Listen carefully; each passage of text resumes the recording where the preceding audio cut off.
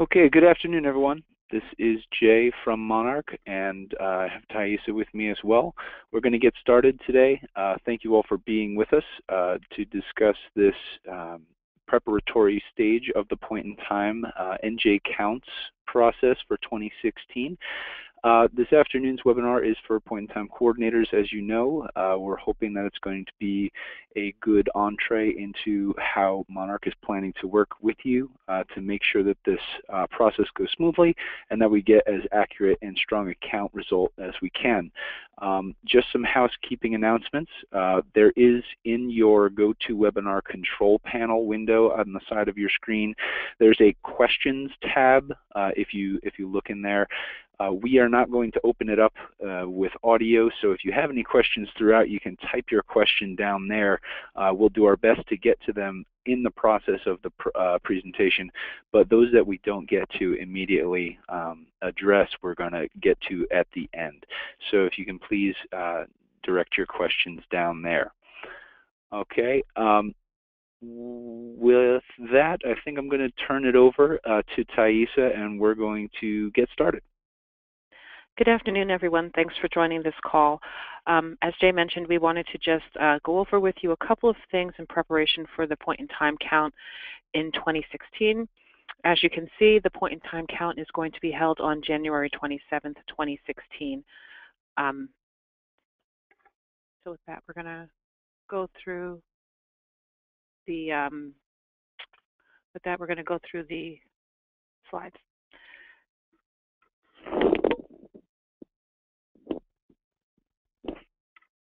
Okay, so one thing we wanted to go over, the first point we wanted to make is that in the 2016 count this year, or the 2016 count is a HUD-mandated year for the sheltered count. It is not a mandated year for the unsheltered count. However, if in your CoC application you indicated that you would be conducting an unsheltered count, you are required to actually complete that. So that what that means is essentially most communities should be conducting an unsheltered count as well, and we hope that you will be putting as much effort into the unsheltered count in this year, in the 2016 year, as you would during a typical HUD-mandated year. In general, each CoC is responsible for planning their own point-in-time count. HUD expects that your local continuum approves the methodology. We will coordinate, collecting the information, doing the analysis, and we will work with you. But in terms of actually figuring out how you're going to locate people and complete surveys, that's something that you guys will need to figure out locally with your providers to ensure that you have a complete count that's accurate and has as complete coverage as possible. In 2016, similar to the last 2 years, we will be doing the count through paper surveys as well as pulling information directly from HIMIS. So the actual process for the count in 2016 has not changed. We will continue with the process of both paper surveys that are inputted into SurveyMonkey as well as the HIMIS data pulls for programs entering in that system directly.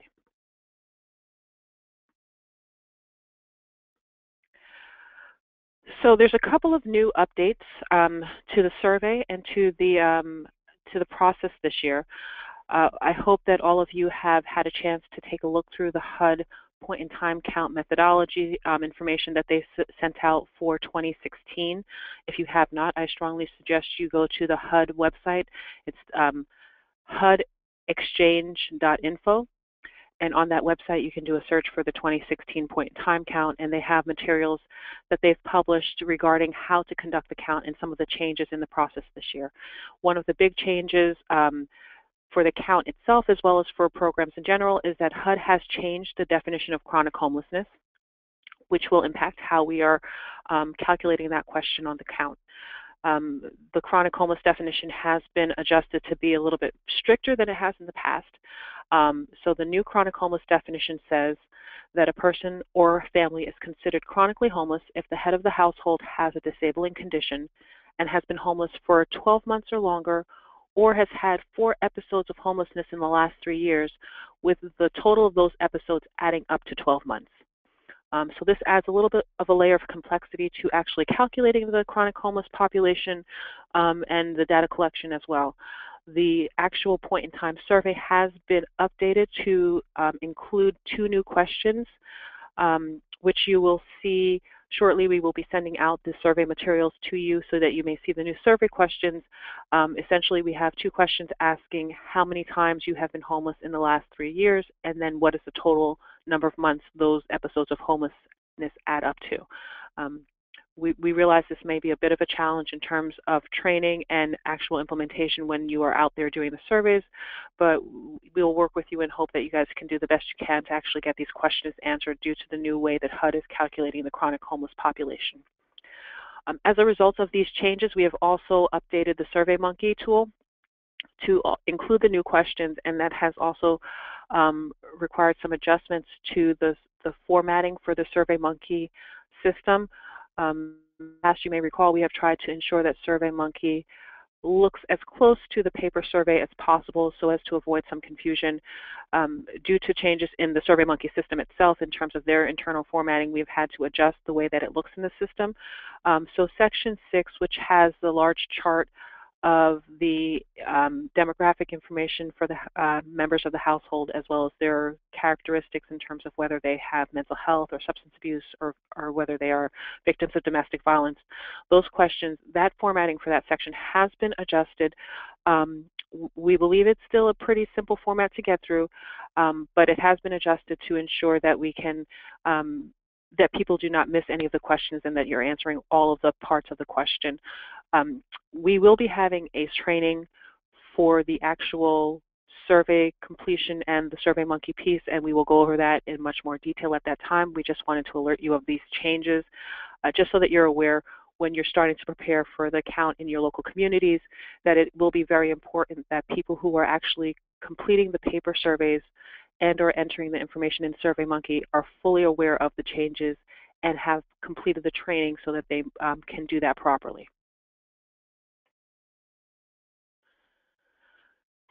So in the point-in-time count process, we just wanted to remind you of a couple of things. We will be pulling the sheltered count directly from HIMIS, from those programs that do enter into the system, but there will be a couple of things that you guys will need to do locally in order to ensure that you have full coverage of your point-in-time count. One thing is to ensure that you are organizing your non-HIMIS shelter count. There are quite a few programs in each community that do not participate in HIMIS, which means that their information will not be included unless they complete a paper survey. So this includes youth shelters, Code Blue shelters, and domestic violence programs. It is essential that we actually collect surveys from these locations to ensure that your count is accurate and to ensure that we have complete coverage. It is HUD's expectation that your communities are including all possible programs in your count. So I would strongly encourage you to start now to develop that list of all shelters, Code Blue shelters, youth shelters, domestic violence programs, and any other agencies that might be providing hotel or motel placements on an as-needed basis, and ensure you have a comprehensive list and you've done the outreach to those agencies to ensure that they are going to participate in the count this year. In addition to the sheltered count, you will be responsible for organizing the street count. So some of that includes making sure that you are identifying the locations where the street count is going to take place. In New Jersey, for most communities, due to the nature of the terrain in most communities, most places do not have a full coverage street count where you're going street by street throughout the whole county to identify people who are homeless. As a result, your street count should be accompanied by a service-based count where you are identifying people in service locations, whether it be your Project Homeless Connect sites, your local soup kitchens or food banks, libraries, drop-in centers, any other locations where people might congregate who are homeless and living on the street during the daytime hours. So you want to ensure when you're doing your street count that you are not only mapping out the locations where people might be sleeping while they're on the street, but also identifying those services that they might be engaging in during the daytime hours and doing some outreach to those services to ensure that you are collecting surveys of them if they are found at those locations. This year, HUD, again, is allowing communities to have a 7-day window for their count. So all communities that wish to take advantage of it can actually complete surveys for 7 days after the point-in-time count. So again, the point-in-time count will take place on January 27th, 2016. And you have until February 3rd, 2016 to collect surveys for people who are unsheltered in your community. That means that surveyors who are out during those extended days of the count process will need to ask the question, where did you sleep on the night of January 26th? So the first question on the survey will remain the same. You will still be asking about where they slept on the night of the 26th, but you have a 7-day window in which to collect those surveys. SurveyMonkey will be available for a period of time to allow for you to enter all of those additional surveys into the system as well. So that's something that you guys will need to determine locally whether or not you will be taking advantage of that 7-day window and how you will organize that.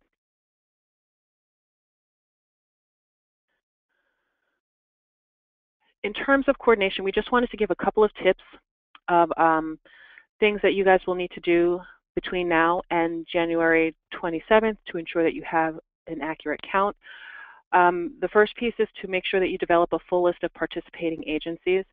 I can't stress enough how critical this is to ensure that you have the full list of emergency shelters, transitional housing programs, any programs that are providing hotel or motel placements for people who are homeless, youth shelters, domestic violence shelters, and Code Blue shelters.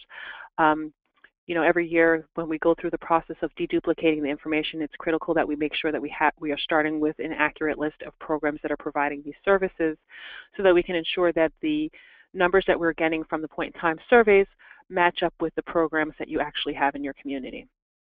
All of the communities should have gotten their agency code list as well as a preliminary list of programs that are in the HIMIS system, which we will be pulling information from directly from HIMIS. We are asking that you verify the agency code list or make any changes or updates by January 15th. We also want you to confirm the HIMIS program list by January 15th. This will be important because this will help us to drill down to those specific programs from which surveys are received to ensure that we have a full and accurate count. So please ensure that you either send an email to whoever amongst the Monarch staff has sent you the request or sent you your initial agency code list. Please make sure you send a reply email by January 15th. If there are no changes, please just send a quick email saying there are no changes, everything is okay. But we want to make sure that you guys are verifying the information so that we have an accurate list from which we are starting with. As a note, this is similar to what we did in 2015. Any service-only programs that provide hotel or motel placements, if those programs are mixed in with other services such as, for example, if you have a SHUSH program that provides hotel or motel placements but also does utility assistance, rental assistance, things like that, and everything is mixed together, we will not pull that information from HIMIS. We will only pull information regarding hotel placements from SSO programs if those programs are set up to only include information about hotel placements. So those agencies and those programs must be distinct programs that are set up solely for the purpose of recording hotel placements. We started these conversations with some of you last year. There may have been some changes, so please be sure to look carefully at the HIMIS program list. And if there are service-only programs in your community that were not included in the 2015 count that you know have since adjusted the way that they are entering information into HIMIS and would like to be included as a HIMIS program for the 2016 count, please be sure to notify us and just verify that they are in fact entering their hotel motel placements in an individual separate program where that is the only service that is being recorded.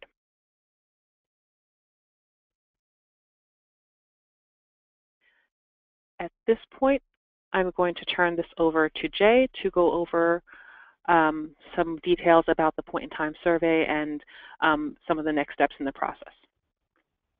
Excellent. Thank you, Thaisa. So, excuse me, folks.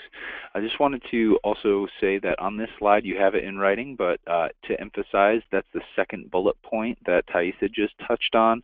Again, if there are hotel motel placement programs that are set up in HMIS and they have a mixed bag of services that are being provided, including hotel motel, but not exclusively, they won't be pulled for the shelter count from HMIS. So a program of that sort, maybe a Board of Social Services hotel motel placement program that is not in HMIS or is in HMIS but mixed bag, would need to conduct surveys.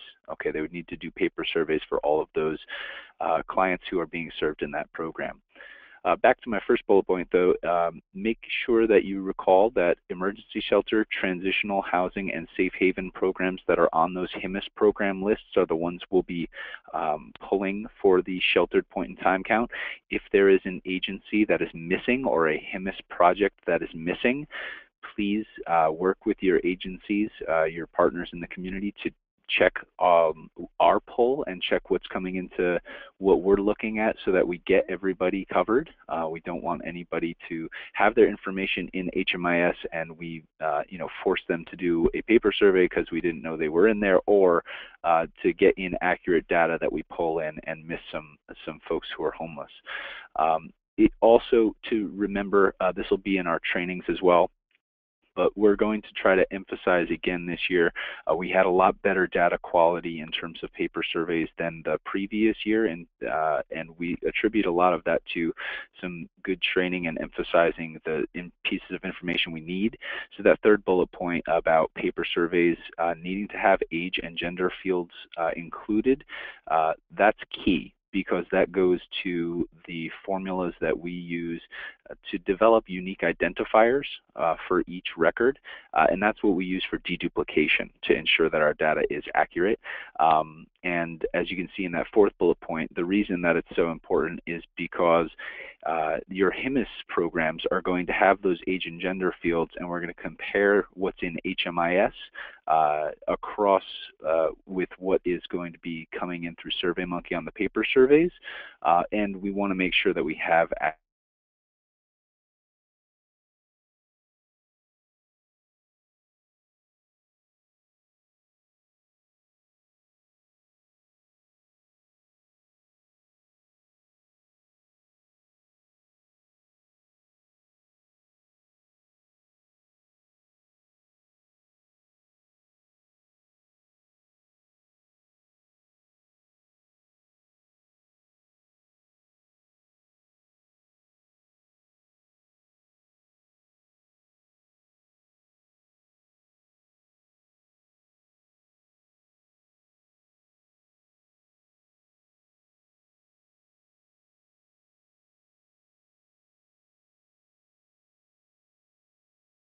count for those clients who are in safe haven, emergency shelter, or transitional housing is going to be through, if you look in the second row of our little table here, is going to be predominantly through HMIS.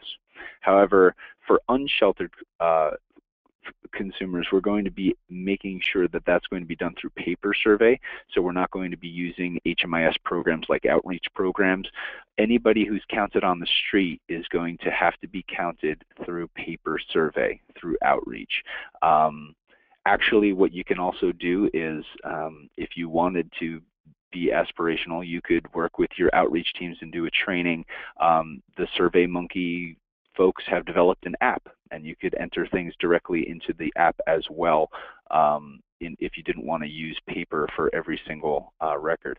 But those are things that you can take a look at for unsheltered folks, so anyone who is living in a place not meant for human habitation. For anyone who is living in an emergency shelter or another sheltered situation like transitional housing or safe haven, if that project is in HMIS, it's not just a we do nothing thing. We need your help to emphasize to your agencies, we need to quickly and accurately update the HMIS records of the agencies that are participating in the point in time, because we are going to pull our data for the point in time count on February 4th. Okay, that's going to be when we're doing our initial data poll to see how everybody has done in recording their information for folks who were staying there on the night of the 26th. So it's not just a sit on the sidelines thing for anybody who's in HMIS. We really need that partnership to make sure that the data is accurate.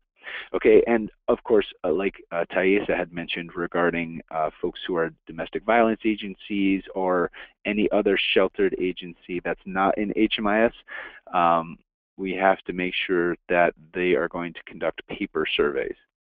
Okay, so that is key, because what we're going to do as well is compare the paper survey numbers that we get.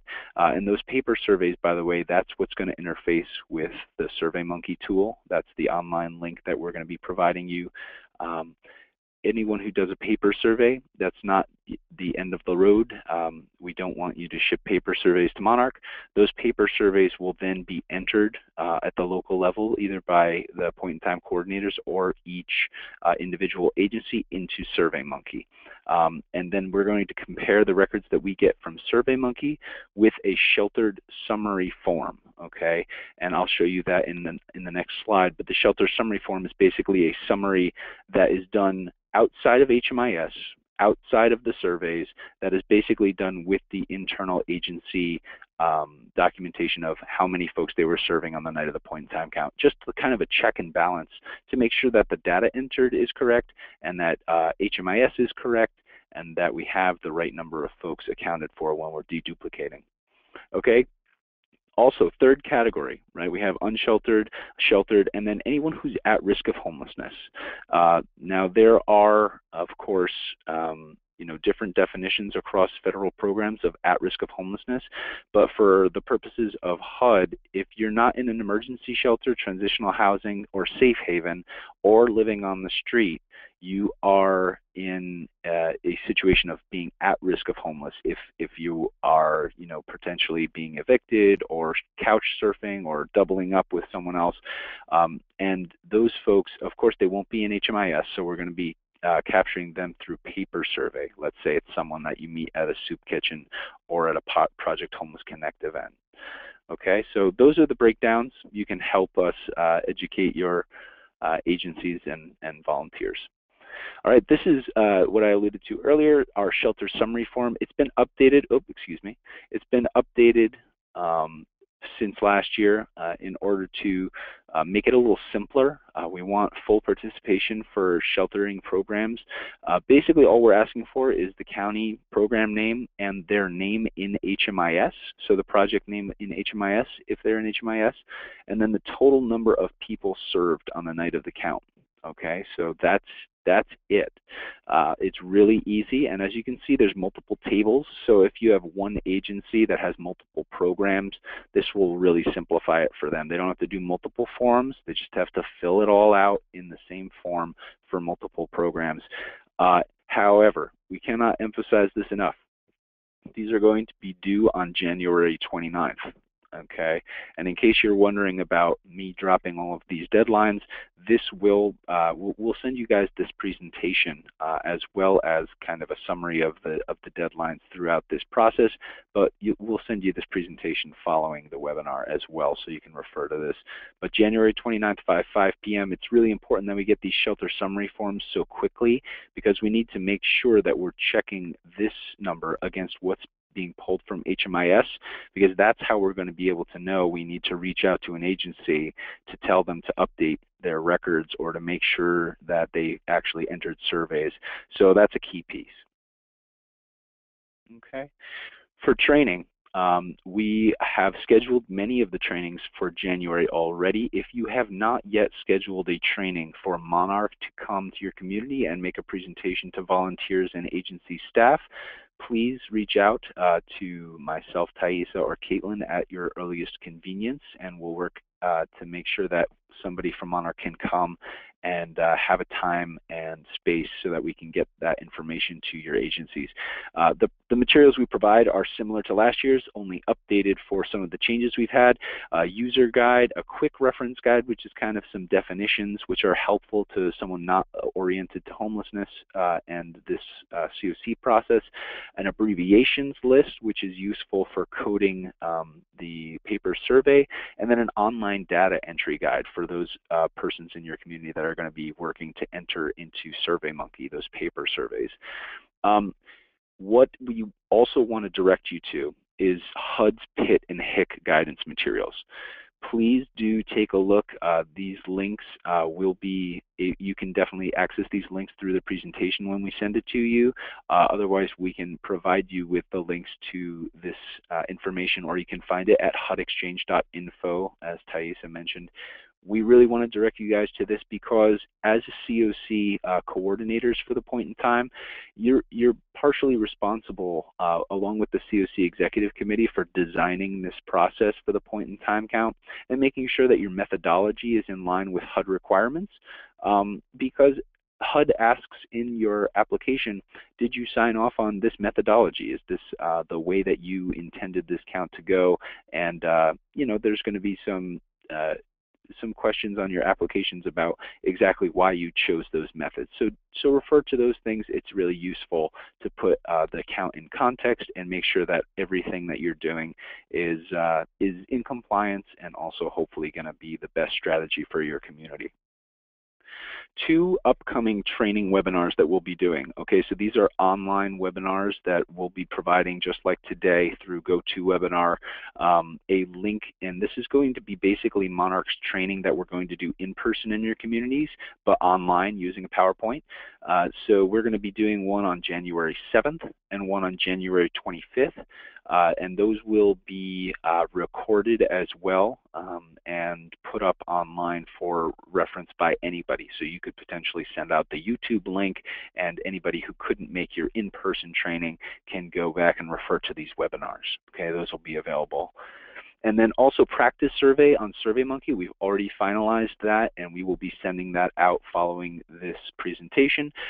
It will be available for the remainder of December into January 15th, until January 15th. We don't want it to overlap at all with the reporting period for the real point in time. We need no one to be confused, so we'll shut down that link on January 15th. But that's there for you or anyone in your community that's going to be an agency entering surveys into SurveyMonkey to play around with. Make sure you get familiar with, see what required fields there are, and make sure that you can navigate that. As Thaisa said, the format has changed slightly, you know, kind of due to circumstances beyond our control, like SurveyMonkey slightly updating its format and HUD changing the requirements. Okay. All right, so these are the deadline. This is the deadline matrix, okay? For paper surveys, obviously we're going to be doing the count on the 27th, asking about the night of the 26th into the 27th. So we're going to confirm that collection time frame with you locally. So you will have to coordinate with folks who are doing the count, say, okay, we are starting at this this time. It's usually from sundown on the night of the count to sun up on the day following the count. But you can set your specific local deadlines for when you're doing street outreach, etc. And then for the data submission, for everyone who's entering those paper surveys into SurveyMonkey, they must be inputted online by February 10th at 5 p.m., no exceptions, okay? The 2 weeks that we're going to offer, we had good feedback last year that was, you know, something people could stick to. It's kind of fair to everyone giving them time, and also hopefully to us and to yourselves to get the data back in a timely fashion so we can make sure it's all organized and in there as we need it to be for reporting. Just a note, if you see in parentheses in that column, that last column under data submission, online survey, the live link for the final survey in SurveyMonkey is actually going to open prior to the date of the count by 7 days. The reason for that is it's not to be broadcast to every single agency, because obviously it can't be used by anyone prior to the date of the count, except for, we have this exception for boards of social services that are participating in the point in time count. The reason being is that typically they will be able to look at their roles of folks who are staying, for instance, in hotel motel placements, or if you are reporting temporary rental assistance vouchers, even though they wouldn't count as homeless, the folks from the board have an opportunity to kind of get ahead of the game, since they usually have such a large group to represent and to report on in the point in time. So we give them an advance opportunity to look at who's in their program, who will definitely be in their program and homeless on the night of the count, the opportunity to report on that even ahead of time. Okay, so that's the only exception there. So jumping down to the second row and the HMIS count method, everybody who's doing HMIS as their sheltered survey method will be pulling that data, as I said, on February the 4th for verification. And what we'll be doing is making sure that we verify the accuracy of that data with you immediately following that data pull. So we're going to be, as soon as we pull that data, using that to compare it against the shelter summary forms. And if we find any discrepancies, we're going to reach out to you as the point in time coordinator for help with working with the agency that whose record is in question to straighten everything out and make sure we have accurate HMIS information. Because we will be doing, if you scoot over to the data submission deadline, our final pull for HMIS is as well on February the 10th at 5 p.m. is the last time that we can ask folks to update HMIS data for the night of the count. Okay, and then the summary survey form, again, that's that form that we're asking folks to fill out based on not HMIS, but their own internal records for who was there on the night of the count. That's Friday, January 25th, or 29th, excuse me, at 5 p.m. And that's a firm deadline, and we're asking for full participation among sheltered providers for that, especially those in HMIS. Okay. And I'm sorry, I'm skipping way ahead. So this is onto the liaisons. For you folks who are working with us directly, we do need you to help distribute this PIT information. So not just what we're communicating now, but those resources and the survey and the practice link, all those things that we're going to be sharing with you to the agencies and the volunteers in the community that you'll be working with. Please make sure that you share that information as soon as possible so folks have opportunity to mull it over and engage, so that hopefully they'll come to trainings and so forth a little bit initiated to the process. Secondly, to assist in addressing point-in-time questions, you know, be a filter or a pass-through so that folks' questions get to us and we can address them. We want everybody to be able to do it right and do it right the first time, so it limits frustration and errors. And then also providing the PIT surveys to the agencies with codes pre-populated. You've already, if you're a coordinator lead, you have been given that PIT agency list. Thank you for taking a look at that and updating it with us. Please, when you distribute those paper surveys to your agencies, pre-populate those codes for the agencies that you're sending them to if you're able. Okay, that's going to be a very easy way to prevent errors, okay, because you're not counting on someone putting in a code or referring to the incorrect one. If you send it out to them and that's the survey they're working with, then we will know every time they enter that code into SurveyMonkey that we have the correct agency. Okay, and then again, collecting the shelter summary forms by the 29th at 5 p.m. and submitting them to Monarch, so you can email them to us or scan them if someone hands you a piece of paper. And then coordinating the media outreach and response. This is something that I think folks underestimate sometimes prior to the point in time, but in recent months and this year, homelessness has been in the news in New Jersey and elsewhere in some very meaningful and out there ways. So we do expect Kate Kelly in our office, who is kind of our advocacy and public relations person, does anticipate that there's going to be engagement from the press in various communities. So make sure that you are thinking about that and getting ready to prepare for that. Hopefully you'll be able to take advantage of some of the things that Monarch is going to put together for your use. Okay, in terms of follow-up, not just with regard to data collection, after we have all of the data and everybody's met their deadlines, and we are looking at the records.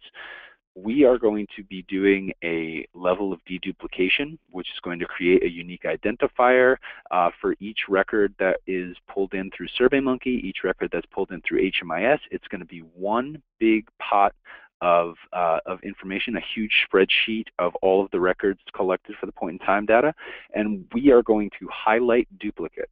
Okay, this is the way that we have done it in the past years. It's been very hands-on. We provide a list of the duplicates to you in a worksheet, and then we also have a webinar such as this to make sure that everybody is aware of some of the issues we've encountered in terms of duplication.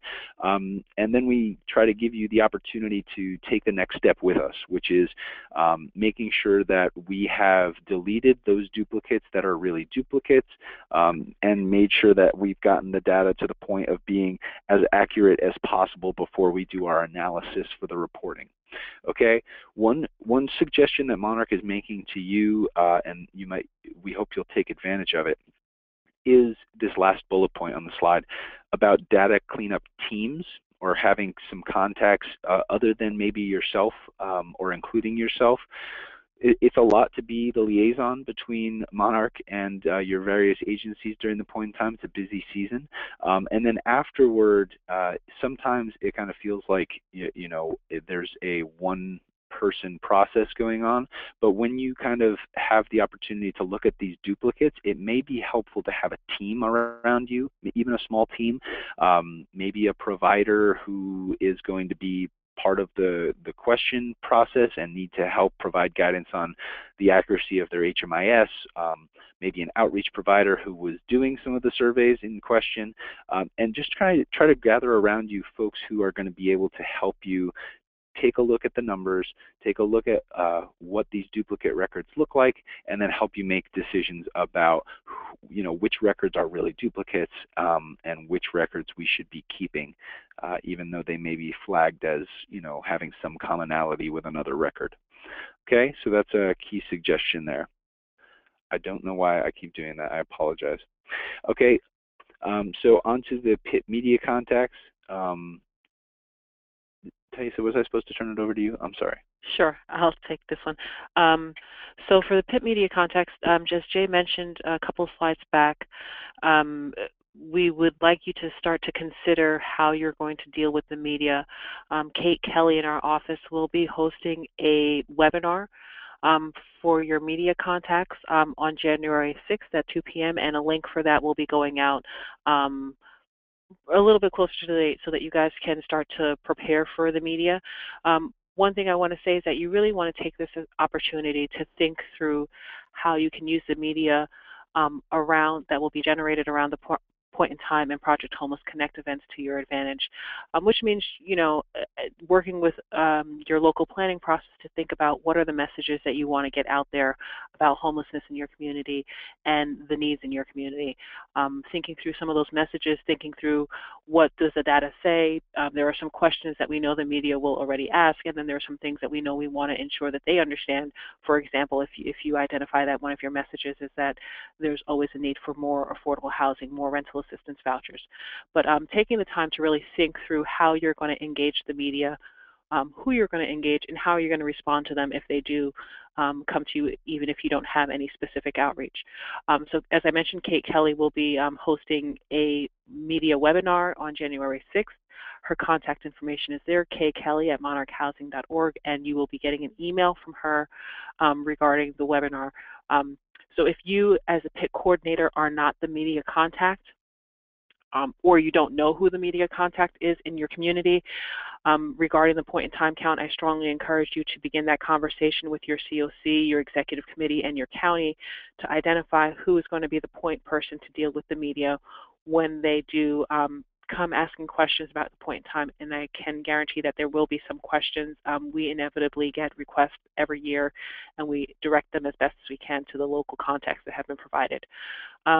Monarch will be developing a press advisory and templates for press releases that Kate will be sending out to your media contacts to assist you in that process if you want to do some proactive engagement of the media. for this point in time count and Project Homeless Connect events if your community is holding them. So that will be sent to you guys by email. And we at Monarch will be posting on our posting here and making sure that we send out to our contacts the list of the media contacts in each county. So please be sure to update us and let us know who your primary media contacts will be in your community. And if it can't, if you don't have one, please work between now and early January to identify who your media contact will be.